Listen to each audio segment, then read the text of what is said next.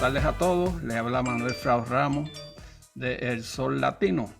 Hoy, 2 de febrero del 2022, grabamos el episodio número 72 de El Sol Latino 413. Por lo general nos acompaña la directora de noticias de Holyoke Media, Natalia Muñoz, pero por razones personales no va a estar acompañándonos hoy. Pero hoy tenemos a la doctora Rima Brusi Gil de la Madrid, que recientemente, que es la parte que me interesa, pero hay otra parte también que me interesa, publicó un libro, un artículo con Isa Godró, que es profesora de la Universidad de Puerto Rico Calley, sobre la situación de la Universidad de Puerto Rico en su permanente, ¿cómo se llama?, en su crisis, básicamente, que lleva como 20 años en términos de problemas económicos.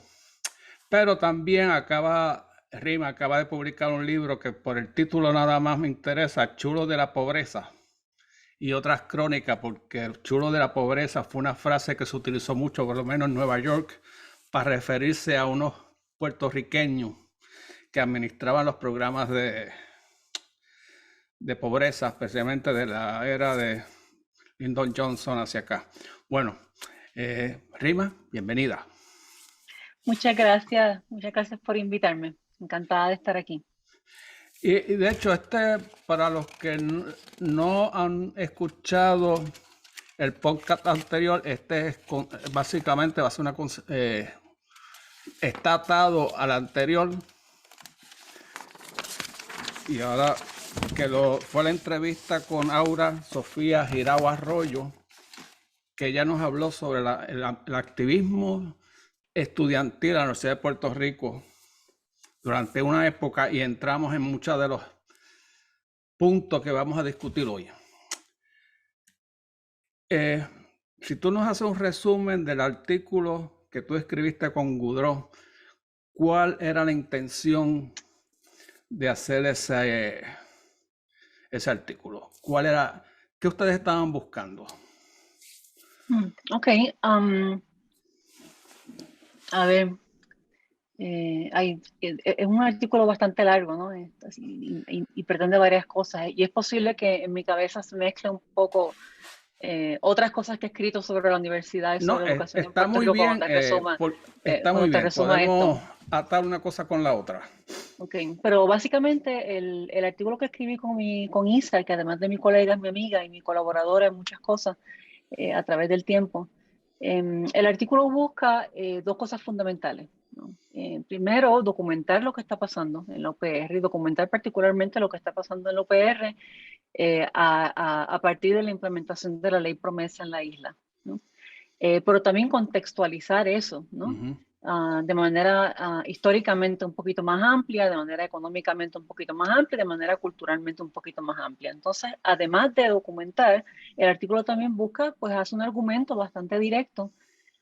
Es un artículo riguroso, es académico en el sentido de que utiliza datos, pero también es un artículo activista en el sentido de que nosotras estamos argumentando en contra de los recortes directamente.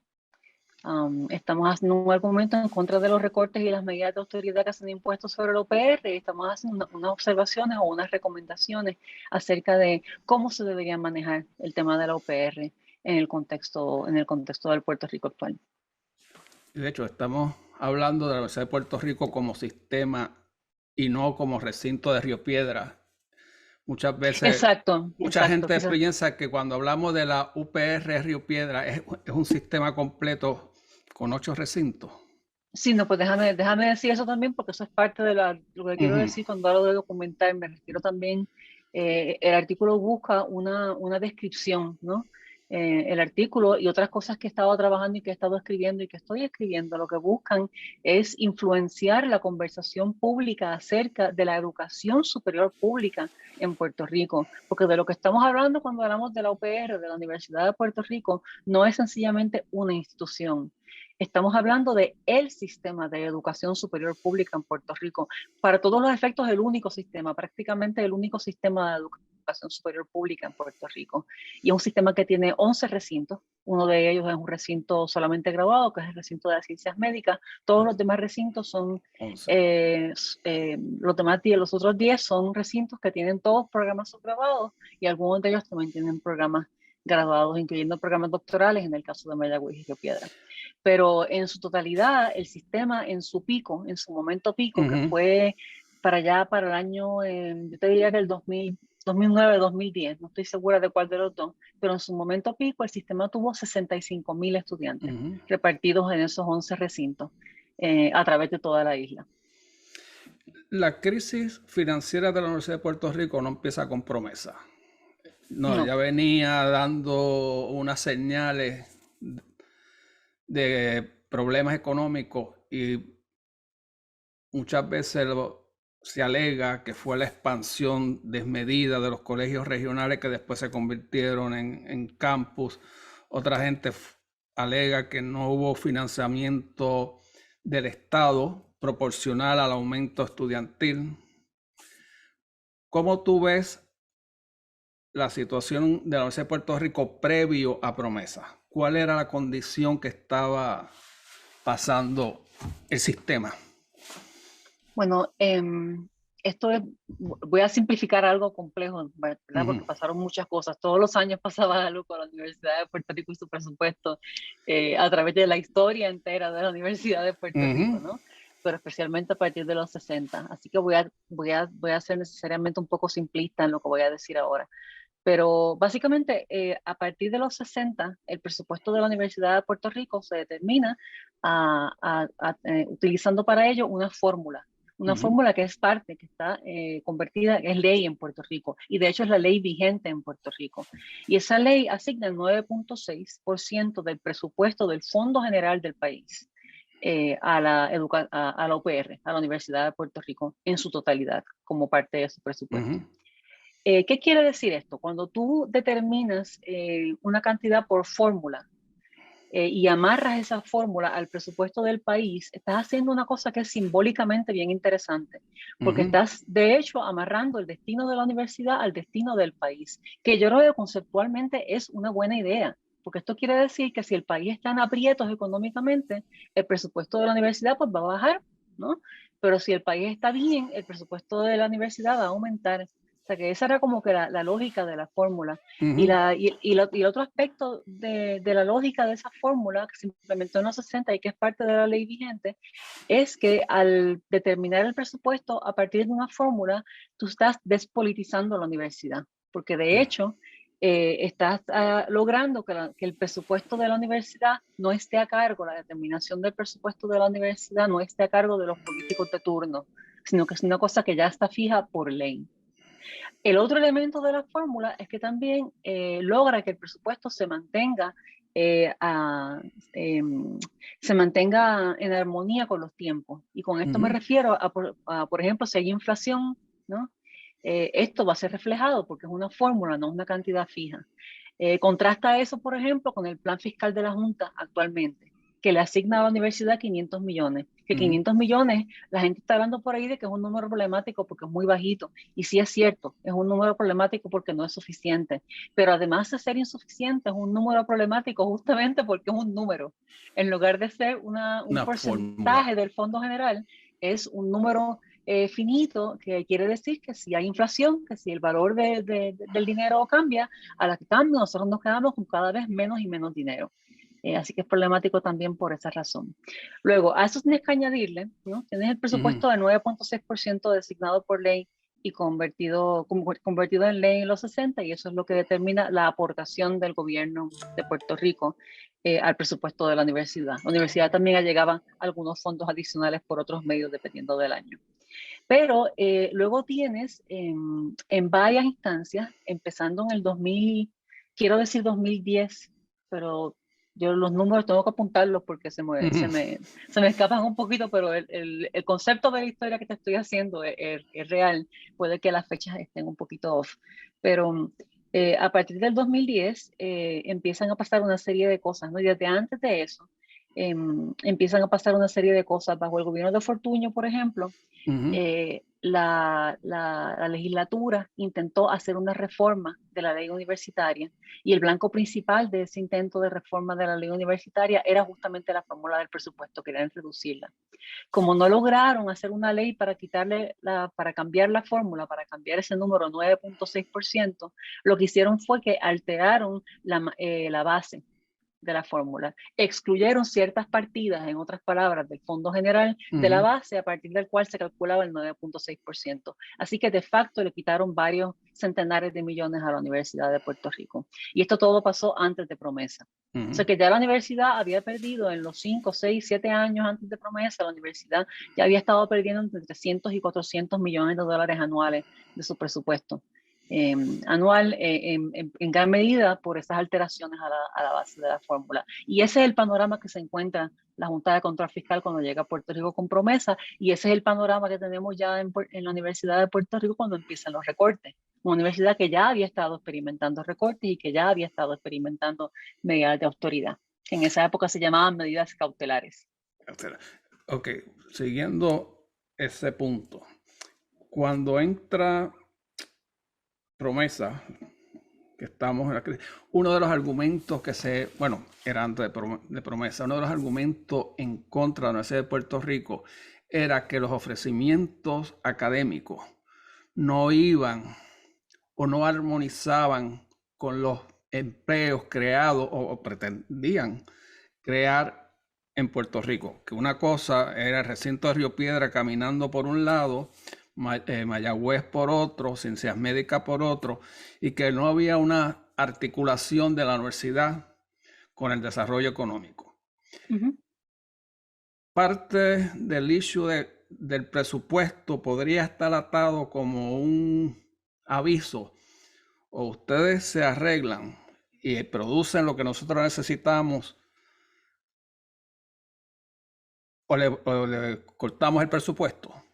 ¿Existe ese argumento en lo que tú has encontrado sobre la crisis presupuestaria de la universidad?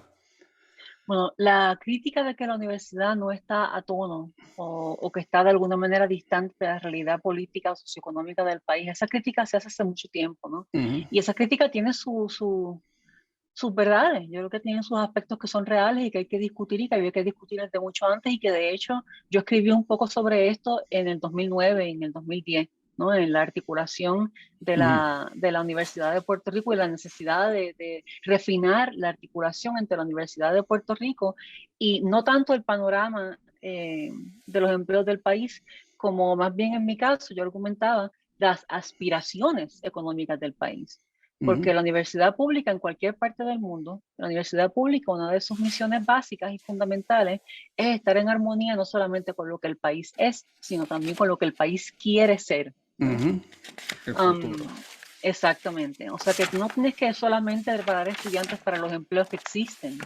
Tú tienes que preparar a los estudiantes para los empleos que quieres crear en la economía, para que esa economía mejore. Y eso idealmente ocurre en un marco en donde la palabra economía se refiere al bienestar socioeconómico de la población y no necesariamente al bienestar de los bonistas o ese tipo de cosas, ¿no? O sea que hay varios elementos aquí, ¿no? ¿Cómo definimos economía? ¿Cómo definimos armonizar? ¿Y cómo definimos el rol de la universidad en la creación de empleos? Ahora bien, dicho eso, tengo que añadir varias cosas, Uh ¿no? -huh. Primero, las universidades públicas en gran parte del mundo, incluyendo Estados Unidos e incluyendo Puerto Rico, tienen juntas, en algunos casos se llaman Board of Trustees, en otros casos se llaman Board of Directors, juntas de síndicos, juntas de directores, en nuestro caso ahora se llama junta de gobierno, y el rol conceptualmente, no es lo que está pasando en la realidad, pero conceptualmente el rol de la junta de gobierno de una universidad es precisamente ese. Es decir, ok, ustedes son la universidad pública del Estado, ustedes reciben unos fondos del Estado, Uh -huh. y cuando digo Estado me refiero al gobierno, no me refiero a un Uh pueblo, -huh. no me refiero a Estado de Estados Unidos. Ustedes reciben dinero del pueblo de Puerto Rico o del pueblo que sea, y a cambio de eso queremos que ustedes se ajusten o nos ayuden a lograr las metas del pueblo de Puerto Rico. Esa es la función fundamental, esa es la función conceptual de una junta de gobierno en cualquier universidad pública, en cualquier país del mundo, de una junta de gobierno o de su equivalente. Eso no es lo que está pasando en Puerto Rico ahora mismo, ¿no? No hay, una de las características principales de los recortes que se han hecho a la Universidad de Puerto Rico es que se han hecho sin mediar un análisis serio de qué es lo que necesita el país y cuál es el rol de la Universidad de Puerto Rico en ayudar a que esas cosas que el país necesita ocurran. Y la cosa que más viene a la mente de la gente cuando hablamos en esos términos son empleos, los empleos de los estudiantes egresados de la universidad, pero la universidad hace otras cosas. La Universidad de Puerto Rico, como tantas otras universidades públicas, también tiene hospitales, tiene museos, tiene bibliotecas, tiene una función cultural, tiene teatro. O sea que la función de la universidad no se limita a la producción de grados para estudiantes, aunque eso es una parte bien importante. La universidad pública también produce maestros. De hecho, así es que se origina la Universidad de Puerto Rico, esa es su historia. Empieza como una escuela normal, como una escuela de preparación de maestros. Así que la universidad, una de las cosas que a mí me gustaría cambiar en la conversación pública sobre lo que está pasando en la UPR es que no se puede hablar de la UPR sin hablar también de las escuelas, porque la crisis en Puerto Rico es una crisis de educación pública en general, en su continuo, en su totalidad, desde prekinder hasta doctorado, ¿no? Y la Universidad de Puerto Rico y las escuelas son ambas una parte fundamental del proyecto de recuperación de la isla y deberían ser parte de un plan bien hecho de recuperación para la isla. Los recortes de la Universidad de Puerto Rico tienes que verlo en combinación con los cierres de escuelas, vamos a decirlo así. Los cierres de las escuelas puertorriqueñas, que han sido un tema tan importante, esos cierres conceptualmente es parte del mismo plan y parte de la misma lógica neoliberal de los recortes a la UPR. Ok, entramos a Reforma y la Junta, que por sí es un caso crónico para la Universidad de Puerto Rico, pero llega María, el huracán, y pone otro problema dentro de la Universidad de Puerto Rico. Básicamente afectó todo el sistema educativo, especialmente escuelas elementales y high school, y la Universidad de Puerto Rico. ¿Cómo tú atas o ves las consecuencias de estar bajo una junta y una reforma y un huracán que tumba el sistema educativo, básicamente lo paraliza por un tiempo? ¿Qué consecuencia hubo de esa crisis, esas dos crisis juntas dentro de la Universidad de Puerto Rico? Bueno, hay varios aspectos a la respuesta a esa pregunta, pero uno de los aspectos más interesantes es algo que es típico del capitalismo del desastre, ¿no? Que el huracán y su impacto fue bien conveniente para la Junta, porque entonces cambió el discurso, la conversación nacional en cualquier conferencia que tú ibas, en cualquier periódico, en Estados Unidos y en Puerto Rico. La conversación era: mira, la universidad tiene 100 millones, 120 millones en daños por el huracán María. Y momentáneamente, durante bastante tiempo, a los periodistas y a los analistas y a todo el mundo se le olvidó que, ok, perdimos 100 millones por el huracán y tenemos unos daños físicos, ¿no? Claro, sí, pero acabábamos de perdernos, acababan de anunciar recortes de 450 millones. O sea, antes del huracán María vino el huracán Junta y el huracán Promesa. Y el huracán Promesa iba a ser mucho más dañino y fue mucho más dañino en términos económicos para la Universidad de Puerto Rico que el huracán María. Así que yo creo que el rol más importante del huracán fue probablemente la distracción que proveyó y el caos que generó y que le permitió entonces a la Junta, y no solamente a la Junta, sino también a muchos sectores en Puerto Rico que no creen en la universidad pública, que son enemigos de la universidad pública, les permitió seguir operando, porque entonces la gente, por ejemplo, en Estados Unidos, gente buena, gente que estaba leyendo las noticias y que estaba pendiente, estaba más preocupado con rescatar 2 o 3 estudiantes de Puerto Rico y traérselos a Massachusetts o a Nueva York o a Arizona a estudiar. ¿Verdad?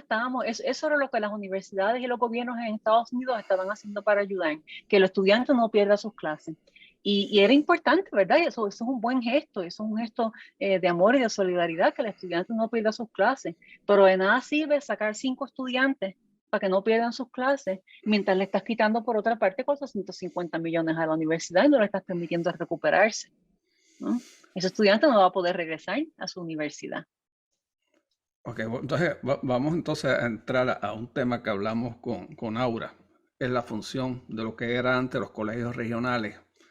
Hoy son colegios universitarios. Una de las, posiblemente,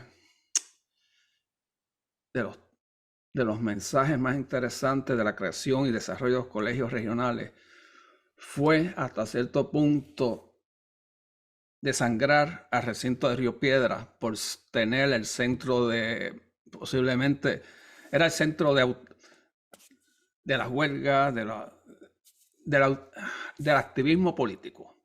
Colegios regionales, por definición, tenían un componente tecnológico y otro de transferencia.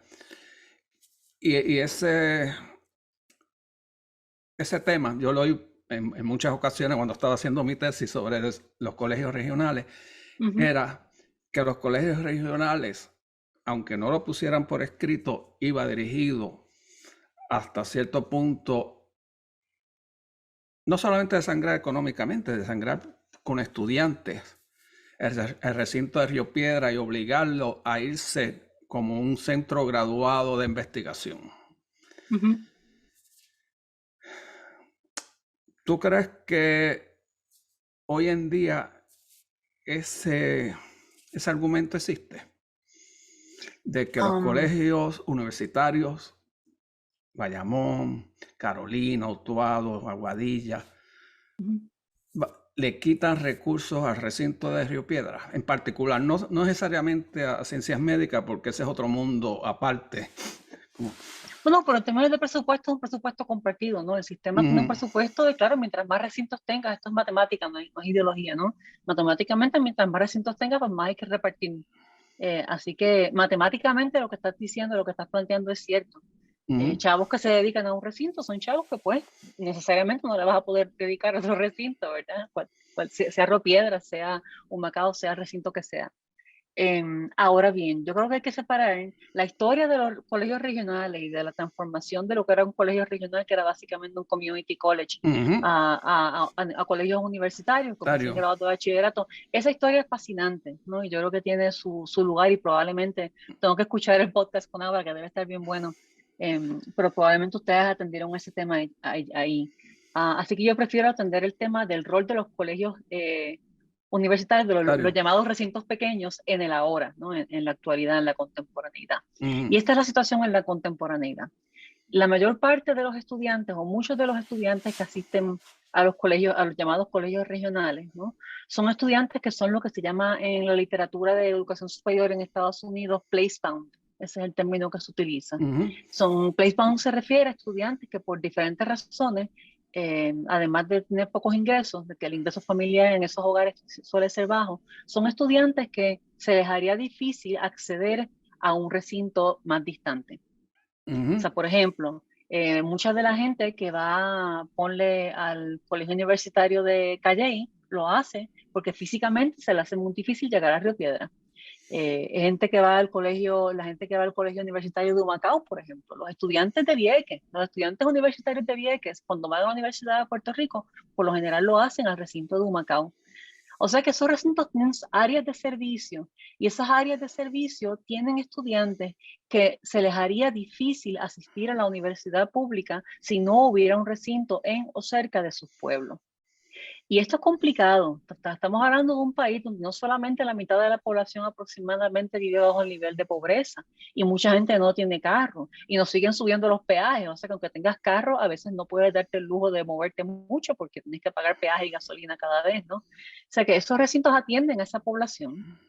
Esos recintos estimulan la economía de los municipios en donde existen, que suelen ser también municipios con poblaciones más pobres, o sea que es importante ese estímulo económico. Eso fue un trabajo de Caraballo Cueto en Calle justamente. Esos recintos, Puerto Rico es un país no solamente pobre, donde la gente suele no tener carro, también Puerto Rico es un país sin transportación pública. Y 9 de los 11 recintos, 8, por lo menos 8 de los 11 recintos de la Universidad de Puerto Rico están ubicados en municipios que no están al alcance del sistema de guaguas de la AMA ni al alcance del tren urbano. O sea que son recintos donde si los estudiantes de nuevo no tuvieran esa alternativa de educación pública cerca de sus casas, no podrían ir a la universidad pública. En Puerto Rico hay una idea, hay mucha gente que piensa y esto es una parte de la crítica que se le ha hecho a la transformación de los colegios regionales en recintos universitarios. Hay gente que piensa que en Puerto Rico demasiada gente va a la universidad. Eso es un mito. Esto sencillamente no es cierto. O sea, en Puerto Rico, menos del 30% de la población mayor de 25 años tiene un grado de bachillerato.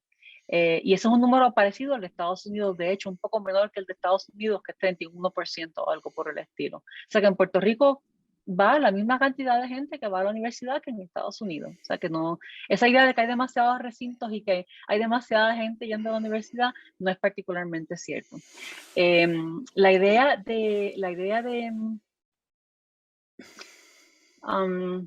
no, me voy a atender un momento, voy a dejar de hacer la próxima pregunta y seguimos con eso. Pero el tema de los recintos pequeños me interesa mucho porque es un tema de acceso a la educación superior pública. Y cuando la gente piensa en acceso, piensa en el precio de matrícula. La gente piensa el problema de acceso a la UPR ahora mismo es que subieron la matrícula. Y no me malinterprete. Subieron la matrícula y eso es un problema, eso es bien problemático para muchos estudiantes, pero no es el único problema de acceso. Cerrar recintos pequeños, cerrar esos recintos regionales, eso va a plantear un problema de acceso gigantesco, porque esos estudiantes no van a poder llegar a Río Piedras, no van a poder llegar a Mayagüez, y esos estudiantes lo que van a poder hacer es ir solamente a las universidades privadas que le queden cerca.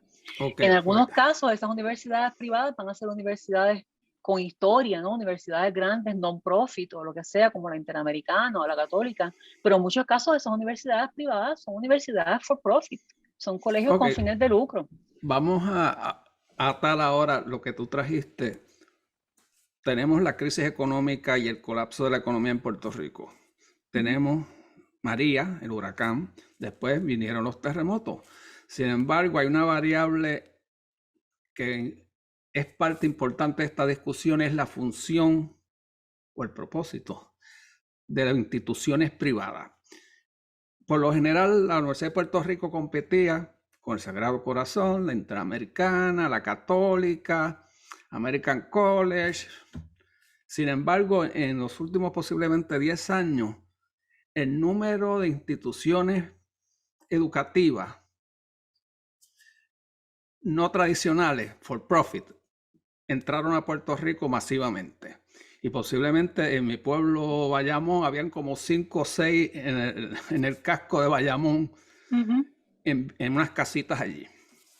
¿Qué impacto tiene esa entrada con la visión de mucha gente de la Universidad de Puerto Rico diciendo, ok, pero sale más barato nosotros que se vayan a los chinchales, como decía.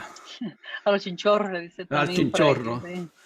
Sí. No, ese fenómeno para mí es interesante porque yo sabía de la Interamericana, Católica, de hecho la Fundación Ana G. Méndez, en un momento dado había conversaciones con una gente en Springfield para abrir un branch ahí, pero en el proceso la Universidad de Massachusetts se adelantó y lo estableció. Y ellos se movieron entonces para Florida. Pero esa expansión, y especialmente las universidades estas que mucha gente aparecen y desaparecen como acto de magia, ¿cómo ha impactado la educación postsecundaria en Puerto Rico? Mira, me alegra tanto que me hagas esa pregunta porque eso es un tema que cuando escuchas los programas de análisis en Puerto Rico es como si nunca se habla. La gente habla de las universidades públicas, es decir, la UPR y las privadas. Y no se dan cuenta que en esa categoría de privadas en realidad tenemos 3 categorías. Dos, pero 3. En esa categoría tenemos a las privadas non-profit tradicionales, que son básicamente la Sagrado, la Interamericana y la Católica, que son universidades con historia en el país, con universidades establecidas, con una misión social. En el caso de la Interamericana, la Católica y Sagrado también hay un origen religioso, ¿no? En su misión y en su historia. Así que eso es una cosa, eso es un tipo de universidad privada, es un non-profit, pero además de tener las for-profit, y las for-profit son universidades con fines de lucro. En algunos casos son universidades relativamente pequeñas con dueños locales, ¿no? Esos casos mayormente se dedican a dar grados de certificados que son grados de 6 meses o grados de un año. Suelen ser orientadas a temas vocacionales, ¿no? Digamos escuelas de belleza o escuelas de mecánica. Suelen ser relativamente pequeñas, ¿no? Y de nuevo suelen tener dueños locales, pero esas no son las que están creciendo. Las universidades for profit que están creciendo en Puerto Rico, especialmente a raíz de la implementación de la ley promesa, ¿no? Durante esa misma época, son universidades como por ejemplo National University College, es probablemente la más visible, es una for profit, el Instituto de Banca, Puerto Rico Junior College, Columbia Central University. Todas estas universidades son las universidades que están creciendo en matrícula, y no solamente en matrícula, sino también en proyección, en términos de que se ven su visibilidad pública. Lo interesante que tienen estas universidades, y esto es un punto que me parece bien importante hacer, porque de verdad que yo creo que la gente no lo sabe, es que todas estas universidades que he mencionado y algunas otras más, no son universidades de dueños puertorriqueños. Son universidades cuyos dueños son inversionistas, y ni siquiera son inversionistas individuales, en tanto individuos, sino firmas como por ejemplo Leeds Equity, Rendezvous Equity y University Ventures, que son firmas de lo que llaman LLC, Limited Liability Company, ¿no? Son firmas en donde un grupo de personas utiliza esa firma para hacer su inversión, ¿no? Para invertir su dinero. Muchas de estas personas son bonistas también, ¿no? Tienen bonos de Puerto Rico, son personas que se están beneficiando de la deuda por los dos cabos, ¿no? A través de su inversión en la educación for profit y a través de su inversión en los bonos de Puerto Rico que ahora tenemos que pagar. ¿Qué pasa? Antes que siga, ¿esas universidades tienen presencia física en la isla o no? Eso es otra pregunta bien interesante. Anteriormente, la universidad más grande en términos de universidades que eran dueñas, universidades for profit con firmas de inversiones privadas, como era Phoenix. Y los dueños eran Apollo Management. Y Apollo Management y Apollo Education son parte de Apollo Global, que es una firma de inversiones, ¿no? Y la mayor parte de los programas que tenía Phoenix en Puerto Rico eran programas en línea, no tenían presencia física. Esta tendencia está cambiando. La mayor parte de las for-profits, el crecimiento de las for-profits que se está dando en Puerto Rico ahora mismo es un crecimiento físico. Y las personas que están invirtiendo en las for-profits están apostando a la reducción en tamaño de la Universidad de Puerto Rico. Porque entonces esos estudiantes que no van a la Universidad de Puerto Rico y que quieren estudiar cerca de sus pueblos, en muchos casos, lo que van a tener cerca es una for-profit. La más visible de estas es National University College. Pero una cosa que mucha gente no sabe es que National University College en realidad es parte de un paquete, es parte de un grupo de universidades que incluyen el Instituto de Banca, por ejemplo, y que incluyen a POPAC, Ponce Paramedical College. Todas esas universidades son parte de un mismo grupo, Educa, y Educa a su vez es la parte central del portafolio de inversiones de una gente que se llama Leeds Equity. Yo no sé si tú recuerdas que en Estados Unidos hace unos años atrás, creo que fue en el 2010 o algo por el estilo, hubo un escándalo horrible con las for-profits y que Educational Management Corp, el gobierno federal los llevó a corte. Los llevó a corte y los obligaron a cerrar sus operaciones. Pues fíjate que ese Educational Management Corp que tuvo que cerrar un montón de for-profits en Estados Unidos, ese Educational Management Corp estaba compuesto por 3 firmas de inversionistas. Se me olvida la tercera de momento, pero 2 de ellas están bien relacionadas a Puerto Rico. Una de ellas es Goldman Sachs, que es parte central de la venta de los bonos, de la venta de los bonos a los buitres, ¿no? De los bonos más dañados, los bonos basura en Puerto Rico. Y el otro protagonista de ese Education Management Corp, que se tuvo que ir a quiebra en Estados Unidos porque lo llevaron a corte porque no graduaban a los estudiantes, ni les enseñaban nada, ni les daban grados de buena calidad. El otro jugador en esa ecuación era Leeds Equity. Y ahora Leeds Equity, su inversión principal es ¿dónde? En Puerto Rico, a través de nuestras universidades for profit, donde irían esos estudiantes puertorriqueños que estarían desplazados si cerramos los colegios regionales. Bueno, déjame darte una información interesantísima. Hablando con un amigo, ex colega mío de la Universidad de Puerto Rico, Bayamón, Horacio Mato Díaz, de las personas que no se quiere jubilar porque no sabe cuál va a ser la pensión. No, estábamos hablando de las universidades privadas, ¿no? Que me dijo que Bayamón había perdido 600 estudiantes el año pasado, que básicamente la facultad era part-time, por contrato, bla, bla, bla. Pero él me hizo una observación muy interesante. Dice, Manuel, mírate esto.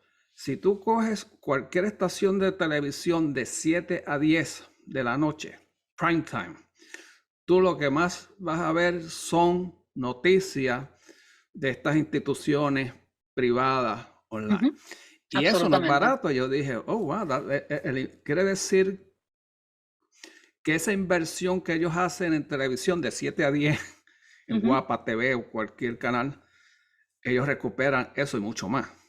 exactamente. Por el número la cantidad de estudiantes que Ujú. va, por lo menos se matricula, no sé si se gradúa, esa es otra cosa, a esas instituciones es significante. Sí, eso es una observación bien importante y bien cierta. Ok, ¿y cómo la Universidad de Puerto Rico compite con ellos? Es una Ok, pregunta. ok. Como, Primero déjame contar primero lo que dijo Horacio y ajá, después, y después si se me olvida me recuerdas hablar sí. sobre cómo la Universidad de Puerto Rico puede bregar con eso.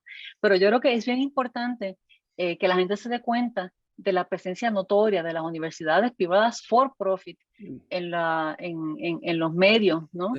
Y hablo de los medios y estoy hablando de todas partes porque no solamente en la televisión, se insertan dentro de programas de televisión haciendo cosas como reconstrucciones de escenas criminales en el programa de la Comay, por ejemplo, ¿no? Cositas así. O sea, se insertan, es como un product placement, ¿no? Sí. Lo que hacen.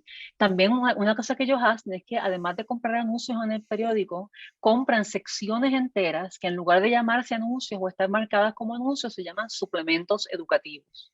O sea, que tú abres el Nuevo Día, por ejemplo, y te cuentas con el super suplemento educativo que de lo que te habla de los programas de National University College. O sea, que no es un suplemento, es un anuncio que tiene información, sí, pero es información dirigida a que esa universidad se anuncie y a fomentar la asistencia y el reclutamiento en esa universidad particular.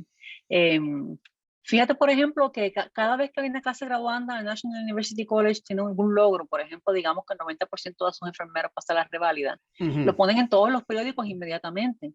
La UPR no hace eso porque la UPR está acostumbrada a que todos sus enfermeros pasen la reválida.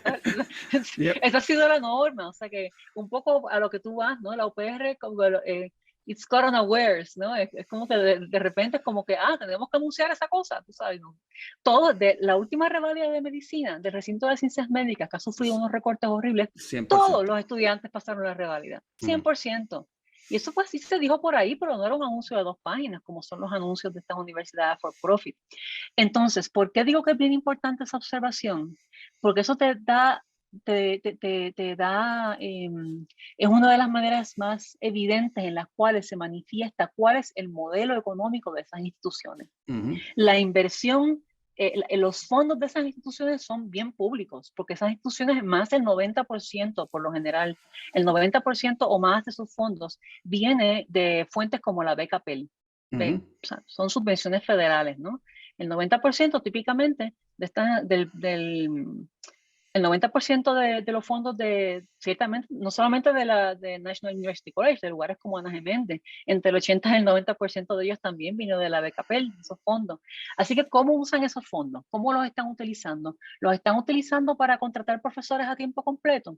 ¿Los están utilizando para darle apoyos académicos a los estudiantes para que se gradúen y que tengan buenos grados y que tengan una buena educación? No, los están usando en marketing. Ese es el gran problema con el modelo económico de las Ujú. for-profits, que son fondos públicos que se utilizan mayormente para reclutar estudiantes a través del mercadeo. Y cuando tú inviertes todo tu dinero en mercadeo, no te quedan chavos para tener profesores que están bien pagados, que están contentos en sus trabajos y que tienen la preparación. Así que, en efecto, sí, tasas de graduación más bajas, el contenido de calidad más cuestionable, Ujú. el valor del grado académico en el mercado de empleo, también más cuestionable. Ese es el resultado, porque están haciendo su inversión principal en marketing. Ok, pues entonces volvemos a la pregunta, ¿cómo la universidad confronta ese movimiento de privatización de la educación en Puerto Rico? Porque, de hecho, si tú miras bien y dices, bueno, sí, mira, la- estas instituciones pueden cambiar el currículo de hoy a mañana. La Universidad de Puerto Rico sabemos que es un proceso burocrático de tú añadir cursos, añadir programas, ajustarte a la realidad puertorriqueña. Estas instituciones, por lo general, si no funciona mecánica 101, mañana pone electromecánica 101. Y hasta un montón de estudiantes que, dado la situación económica de Puerto Rico, dicen, es mejor estudiar 6 meses y salir con un diplomita que estar 2 años o coger un grado asociado de la Universidad de Puerto Rico en alguno de los recintos. Eso presenta un gran reto para la Universidad de Puerto Rico como institución pública. Ofrecer lo que nosotros ofrecemos es una inversión a largo plazo, básicamente, no es a corto plazo. Sí, sí. Esa pregunta que me haces es bien importante, pero también es bien compleja. Tiene como 5 preguntas adentro, pero una de las cosas que hay que pensar, ¿no? En términos de qué le toca hacer a la Universidad de Puerto Rico, ¿no? Es pensar en no tanto la situación económica actual en Puerto Rico, como en la recuperación económica de Puerto Rico. Las palabras importan porque apuntan a modelos de economía bien distintos. Si tú diseñas la universidad solamente a partir de la situación económica de Puerto Rico ahora mismo, estás apostando a un país donde el 50% de la población va a ser pobre para siempre. Ese es el país al que queremos apostar. Para ese país queremos diseñar, para construir ese país queremos diseñar educación pública. No, quisiéramos diseñar educación pública para la recuperación de ese país. Y para la recuperación de ese país necesitamos que más, no menos gente tenga ciertos grados universitarios, ¿no? Y algunos grados universitarios van a ser especialmente importantes en la recuperación, ¿no? Hay ciertos empleos y ciertas áreas de trabajo que van a ser más importantes y que necesitamos. Los médicos, por ejemplo, no tenemos suficientes médicos. La universidad no puede darse el lujo de dejar de producir médicos, especialmente especialistas. Y sin embargo, le quitamos fondos hasta el punto de que el programa de neurocirugía pierde su acreditación, ¿no? O sea que estamos lastimando justamente los espacios universitarios que están produciendo los profesionales que necesitamos no solamente ahora, para la situación económica de ahora, porque la gente está enferma y quiere doctor, sino para la recuperación económica del país, que requiere científicos y va a requerir una escuela de medicina poderosa, ¿no? A todo esto, simultáneamente, está pasando algo bien raro. La Escuela de Medicina de Ponce ya no es un non-profit. La Escuela de Medicina de Ponce se convirtió en un for-profit y fue adquirido por una firma que se llama University Ventures, que es, como Leeds, un equity limited liability company, un equity firm de inversionistas. Aclárame, esa es la Universidad de Medicina de Ponce. Ajá, la Escuela de Medicina de Ponce, que antes era un non-profit, ahora es un for-profit. La institución fue adquirida por una firma y la Escuela de Medicina de Ponce, que ahora se llama Ponce Health Sciences, es una escuela for-profit, es un modelo for-profit, que es la parte central del portafolio de inversiones de esta gente que se llama University Ventures, pero la adquirieron. Aquí yo me pierdo porque estas compañías se cambian los nombres y están una dentro de otras y es como con revolú. Se llamaban Arista cuando lo compraron, pero ahora es University Ventures.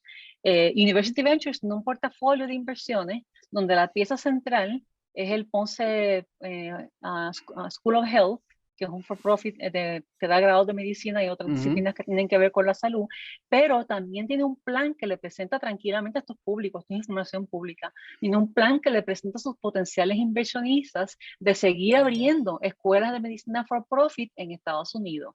La que están abriendo ahora es en San Luis, en Missouri. ¿No? Y lo están haciendo con mucho éxito, o sea que están apostando al crecimiento del sector de las escuelas de medicina for profit. Y ese sector, Manuel, ese sector de escuelas de medicina for profit fue básicamente ilegal en Estados Unidos hasta hace 10 años. Básicamente era ilegal justamente porque es bien difícil tú hacer una buena escuela de medicina y hacerla de manera ética y producir profesionales éticos y tratar de producir médicos de buena calidad y al mismo tiempo hacerle justicia a tus estudiantes. Es bien difícil crear eso y además hacer profit para inversionistas. El cambio de dueño de esa institución, ¿hubo cambios curriculares? No sé. Ejemplo, quizá en vez de graduarlo en 5 años, le ofrecían graduarse en 4. No lo sé. Eso no lo puedo hacer. Okay, eso no te lo puedo decir. Pues y de hecho, no sabía por la manera en que se reportan los datos, es más fácil. Hay ciertos datos que son más fáciles de encontrar, que son más públicos que otros. Yo, por ejemplo, como la Escuela de Medicina de Ponce Health Sciences es tan nueva, no tenemos datos todavía de reválida. ¿no? Ujú. Suficientes como para poder pasar juicio sobre su ejecución, sobre su educación. Em, Así que yo no te estoy diciendo aquí, yo no te puedo afirmar que es una mala escuela. Yo no sé si es una mala escuela o una buena escuela. Yo Ujú. lo que sí sé es que es una escuela for profit y que es una escuela for profit que se beneficia directamente, no ella, no la escuela, no los Sionista. estudiantes, sus inversionistas se benefician directamente del cierre de programas y de los recortes al recinto de ciencias médicas de la Universidad de Puerto Rico.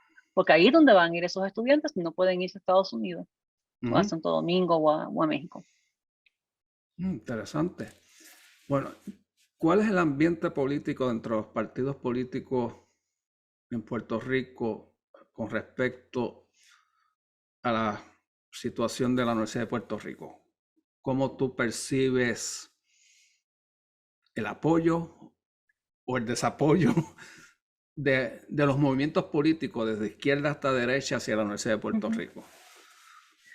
Bueno, ahí hay mucho chisme y pocos datos, así que tengo que ser bien, bien cautelosa, ¿no? Estilo Puerto Rico, ok. Sí, pero a juzgar por puedo comentar sobre las manifestaciones más públicas, ¿no? Ujú, Las cosas que sabemos porque salen en los periódicos y porque las sabemos porque se dicen públicamente. Públicamente sabemos que figuras importantes del Partido Nuevo Progresista están afiliadas de una manera u otra con el sistema Ana Geméndez. ujú, Y el sistema Ana Geméndez es bien interesante porque, como te dije que había dos categorías dentro de las privadas, for profit ujú, y non-profit, dije que también hay como que tres categorías a veces y me refería, y digo esto con mucha cautela, a que Ana Geméndez es non-profit, ¿no? Es formalmente una non-profit que tiene esos sí. beneficios de pagar menos, no pagar impuestos y una serie de beneficios a cambio de ser non-profit, pero en algunas formas se comporta como una for-profit, ¿no? Por ejemplo, los salarios ejecutivos en el sistema Ana Geméndez son muy altos. Un presidente de Ana Geméndez ahora mismo o el año pasado te gana fácilmente 5 o 6 veces más que un presidente del sistema de la Universidad de Puerto Rico. Ujú, Eso es extraordinario, ¿no? De nuevo, porque la mayor parte de los ingresos de un sistema como Ana Geméndez, como mínimo 80% de los ingresos del sistema Ana Geméndez viene de la beca Pell y de becas de veteranos y otros beneficios federales que traen sus estudiantes. Así que pagar salarios ejecutivos exorbitantes no es algo que uno se esperaría y no es algo que uno ve en lugares como la Interamericana o la Católica. Esto es más ujú, típico de Ana Geméndez. Otra forma en que Ana Geméndez se comporta como una for-profit es que tiene, o al menos tuvo, en algún momento, parte de sus operaciones eran manejadas por una for-profit que se llamaba Agmus. Y Agmus es Ana Geméndez al revés. El sistema universitario de Ana Geméndez oh, al revés. oh, Pero era otra compañía, era una venía. compañía afiliada a Ana Geméndez que manejaba algunos de los programas, particularmente los programas que tenían que ver con trabajo en educación bilingüe en Florida, pero que atendían Ujú, estudiantes puertorriqueños y que se mercadeaban de manera bien agresiva con los estudiantes puertorriqueños que emigraron a Florida después de María. me O sea que acuerdo de ese. a los que se van del país también los agarraron en el lado de allá, ¿no? Yeah. Ahora mismo, en este momento, yo no te puedo afirmar que ACMUS sea for profit. Es posible que ACMUS haya sido absorbido por el sistema Ana Geméndez y sea parte del non-profit. Pero yo sí sé que en un momento, justo después del huracán María, creo que fue en el 2017, eh, Ana Geméndez fue llevada a corte porque, y en los documentos de ese caso en corte dice claramente que ACMUS es una entidad for profit y que Ana Geméndez está siendo demandada porque a través de ACMUS, una identidad for profit, reclutó de manera ilegal estudiantes puertorriqueños en Florida y les vendió grados universitarios que no tenían credibilidad o validez en el mercado de empleo de la Florida. Esto fue un caso Mm, en corte. No sé en qué quedó porque no he encontrado documentos públicos que digan en qué quedó el pero caso y la lo he demanda seguido se da buscando. en la Florida, no en Puerto La Rico. demanda sea en la Florida, no en Puerto El Rico. estado de Florida es el No, que fue un demanda. individuo, era Oh, una fue demanda individuo. individual. Oh, Ujú. Sí, era una demanda individual, una estudiante. La estudiante bueno, llevó a corte al sistema. interesante. Pues Rima, ¿quieres añadir algo de lo que no te haya preguntado, que tú quieres expresar? Yo sé que tú tienes tenemos mucho que hablar, Tenemos muchísimo que especialmente de la hablar. Universidad de Puerto Sí. Rico, que Pues nos mira, identificamos con ella. pues sí, yo creo que si yo fuera a decir algo, sería algo para influenciar la conversación que tenemos como pueblo, y cuando digo pueblo incluyo a los puertorriqueños aquí y allá, ¿sabes? Sobre cómo pensar en la Universidad de Puerto Rico. Y mi recomendación, y lo que estoy trabajando ahora como tema al escribir, es que cuando pensamos en política pública debemos sentarnos y pensar en política pública como sistema, ¿no? En la Universidad de Puerto Rico y en las escuelas puertorriqueñas como nuestro sistema de educación pública integrado en Puerto Rico, y entonces ver cómo hacer para que ese sistema pueda servirle al país de la manera más efectiva. Y esto se refiere no solamente a la calidad de la educación y los grados de los estudiantes y al acceso de los estudiantes, sino también a cosas como a educar a los mejores maestros para que entonces atiendan esas escuelas, ¿no? De hecho, Sí. déjame preguntarte algo, porque ahora que me hablas de sistemas, se me había olvidado hacerte esta pregunta.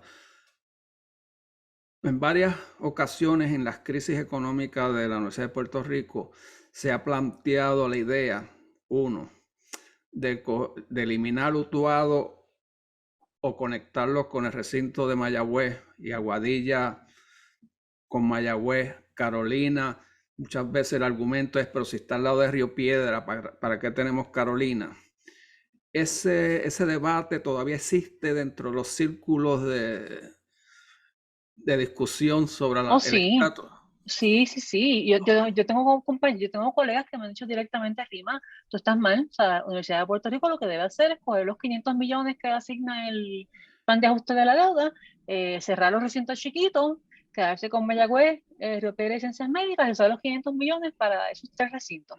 Pero Okay. el problema con eso es que básicamente, si lo miras desde el punto de vista individual, si tú eres un estudiante pobre y naciste en, qué sé yo, en Adjunta, tú sabes, y lo que vas a tener cerca de ti van a ser unas alternativas bien particulares de Claro. educación superior. No vas a poder ir a la Universidad de Puerto Rico. Y si además le quitas a la Universidad de Puerto Rico la habilidad de proveer bachilleratos en los pueblos del país que están más lejos de los centros metropolitanos, lo que estás diciendo es básicamente que si tú naces pobre y en un pueblo chiquito, tú no vas a ir a la universidad. Esa es la visión de país a la que estamos apostando. Okay. Si tú encoges la universidad del país, lo que estás es apostando a una visión de país bien particular. Y si esa es la decisión que vamos a tomar como país, o si esa es la decisión que vamos a tomar como administradores universitarios, hay que hacerlo de manera bien honesta y con los ojos bien abiertos.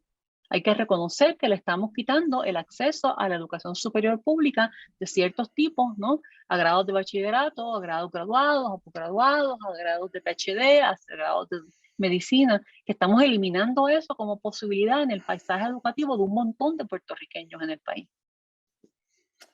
Eso Bueno, queremos, ese es el país que queremos. Yo creo que no, ¿no?